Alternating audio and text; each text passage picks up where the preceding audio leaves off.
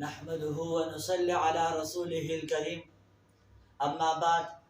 امید کرتا ہوں سب دوست خیر خیریت سے ہوں گے۔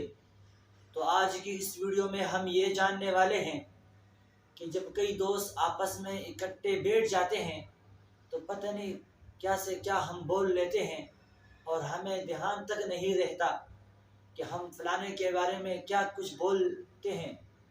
لیکن اگر کوئی یہ شخص یہ چاہتا ہے کہ اللہ رب العزت کی طرف سے مجھے ان باتوں پر مغفرت مل جائے، تو اس کے لیے میں ایک مختصر اور چھوٹی دعا لایا ہوں۔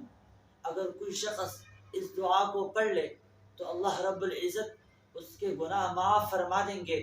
وہ دعا یہ ہے: سبحانک اللہم وبحمدک اشہد ان لا الہ الا انت استغفرک واتوب الیک۔ اس دعا کے پڑھ لینے سے فائدہ یہ ہوگا، اگر اس مجلس میں اچھی باتیں کی ہو تو اس پر اللہ رب العزت کی طرف سے مہر لگ جاتا ہے، اور اگر بری باتیں کی ہو تو اللہ رب العزت ان باتوں کو معاف فرما دیتے ہیں اور عفو درگزر کر لیتے ہیں۔ تو کتنی آسان سی دعا ہے، تو ہمیں اس دعا کو یاد کر لینا چاہیے اور پھر اس کو اپنے معمول میں لا کر اس پر عمل کرنا چاہیے۔ تو امید کرتا ہوں یہ ویڈیو آپ دوستوں کو پسند آئی ہوگی۔ جزاک اللہ۔